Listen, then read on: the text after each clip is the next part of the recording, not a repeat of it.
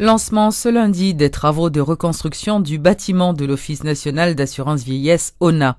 La cérémonie s'est déroulée en présence du président de la République qui en a profité pour lancer un programme de microcrédit baptisé ONAPAM. Le lancement du service microcrédit baptisé ONAPAM constitue un pas décisif vers le changement, affirme le président de la République, Michel-Joseph Martelly. Ce programme de crédit élaboré par l'Office national d'assurance vieillesse est d'autant plus important qu'il est qualifié par le chef de l'État d'outil de justice sociale pour les gens à faible revenu.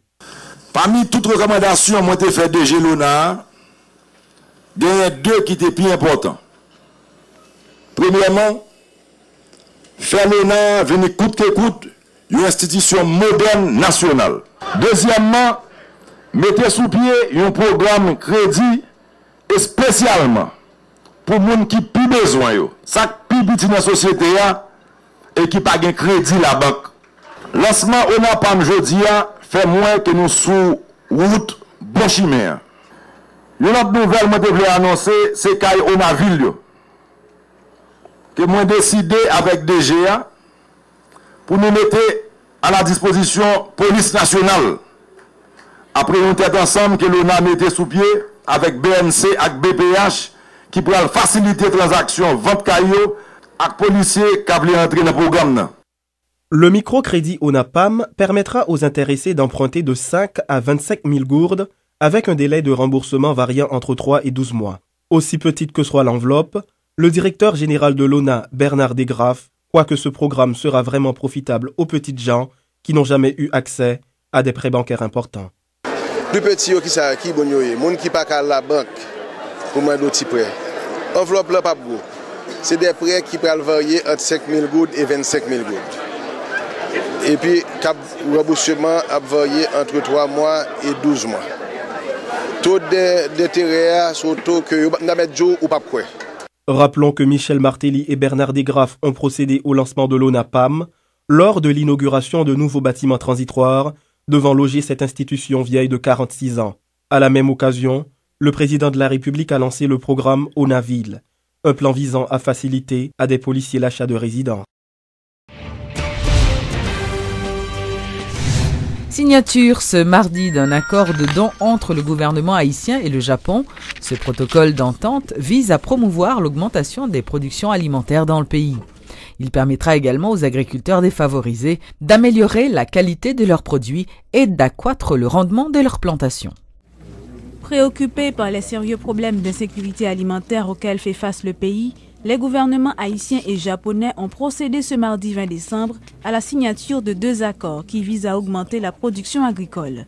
Selon le ministre des Affaires étrangères Laurent Lamotte, ces accords permettront également aux agriculteurs défavorisés d'améliorer la qualité de leurs produits et d'accroître le rendement de leurs plantations. Le chancelier haïtien parle de victoire pour les paysans.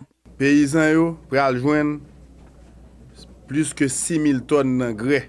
Cette aide sera destinée au ministère de l'Agriculture à travers la JICA et la IICA. Je me réjouis que les négociations engagées entre le gouvernement d'Haïti et le gouvernement du Japon puissent enfin aboutir à la conclusion de ces accords qui s'inscrivent dans le cadre de l'amitié haïtiano-japonaise. Cette aide est financée par le gouvernement japonais à hauteur de 370 millions de yens, soit 4,7 millions de dollars, ce qui permettra au secteur agricole de se refaire une santé, selon le chargé d'affaires du Japon, Kentaro Minami. Ce projet va favoriser la création de 20 000 emplois en milieu rural, l'amélioration du niveau de vie des exploitants agricoles en leur permettant de dégager plus de revenus, l'augmentation de la production agricole de 55% environ, ce qui va occasionner une nette diminution de l'importation des produits agricoles. Un accord qui est une bonne nouvelle pour les agriculteurs haïtiens et qui peut être annonciatrice de meilleures récoltes pour 2012.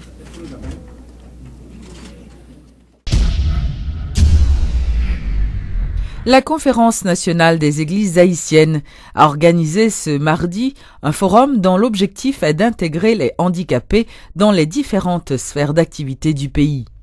Selon Ernst Abraham, directeur des services chrétiens d'Haïti, les handicapés ont un rôle important à jouer dans le développement du pays. Intégration totale. Intégration dans l'Église comme chrétien, comme fidèle, comme membre de l'Église. Intégration comme membre de chorale si la personne handicapée peut chanter. Intégration comme peut-être diacre dans l'Église si la personne a les capacités pour être diacre. Intégration complète en tant que chrétien, en tant que fils de l'Église dans l'Église. Et par son intégration dans l'Église, son intégration dans la société en tant que citoyen. La démarche, justement, c'est la création de la Conférence nationale des églises pour l'intégration des personnes handicapées. Et cette conférence nationale va travailler pendant toute l'année 2012 et après, avec les églises, avec la secrétairerie d'État pour l'intégration des personnes handicapées, avec les ONG qui travaillent avec les personnes handicapées, avec les associations de personnes handicapées, pour atteindre ce but. Le National Democratic Institute, NDI, invite le gouvernement à intégrer les jeunes dans la vie politique et sociale du pays. Le coordonnateur général de NDI, Gabin Jean-Pierre, a fait remarquer que les autorités haïtiennes doivent offrir des espaces aux jeunes afin d'accroître leurs capacités. Le forum d'aujourd'hui, le Cri des jeunes, c'est le résultat d'un ensemble de forats et d'ateliers réalisés par les organisations de jeunes avec le support de NDI et certainement le support d'autres organisations. Et les jeunes vont expliquer aux autorités, aux concernés, ce qu'ils ont eu comme réflexion, les résultats de leur réflexion au cours des ateliers préalables. Donc c'est une façon de partager avec les autorités et les autres jeunes des autres organisations de la société civile, leur point de vue sur ce qui se passe dans le pays et passer de la protestation à la proposition, faire des propositions pour une meilleure prise en compte de la situation des jeunes dans le pays. Lancement sur la place Saint-Pierre à Pétionville de la première édition du marché de Noël. La cérémonie s'est déroulée en présence du président de la République. Cette activité se déroulera du 19 au 23 décembre et permettra à plus d'une centaine de jeunes artisans haïtiens évoluant dans l'anonymat de présenter leurs œuvres au grand public. Notons que le marché de Noël est organisé par le ministère des Affaires sociales, celui du tourisme et supporté par la présidence et la mairie de Pétionville. L'ancienne finaliste de Miss Univers 2010, Saroche Bertin, a lancé ce lundi sa fondation. La fondation Saroche Bertin a pour objectif d'aider des familles haïtiennes en difficulté. Saroche Bertin a également mis en circulation un calendrier pour promouvoir Haïti sur le plan international. Les plus beaux sites d'Haïti sont donc présentés dans cet almanach qui sera gratuitement distribué. J'ai beaucoup d'opportunités pour amener des investisseurs en Haïti, puisqu'à l'extérieur, beaucoup de personnes me connaissent. Alors c'est la raison pour laquelle j'utilise mon image, j'utilise mon talent, j'utilise ce que j'ai, pour que les gens puissent voir qu'en Haïti, il y a d'autres choses. On a beaucoup à offrir, tu sais. C'est simplement qu'on n'a pas l'opportunité à le montrer au monde. Avec mes voyages, avec mes interviews, puisqu'on continue à faire beaucoup de promotions, spécialement pour le calendrier. Je vais faire de la promotion pas seulement en Haïti, sinon à Saint-Domingue, à Miami, à New York. Et dans ces 4 endroits-là, il y a beaucoup de personnes qui vont pouvoir voir un autre Haïti. J'ai créé ma fondation cette année, puisque ça fait longtemps que je travaille avec les enfants ici en Haïti. J'aide quelques orphelinats, comme le Bon Samaritain. Je leur donne à manger chaque mois, j'apporte les livres pour l'école. Alors, le premier but de mon calendrier, le premier but de ma fondation, c'est avoir des fonds pour créer une maison pour enfants ici à Port-au-Prince. Ça sera mon premier centre dans lequel les enfants auront accès à l'éducation scolaire et en plus à l'éducation technique professionnelle.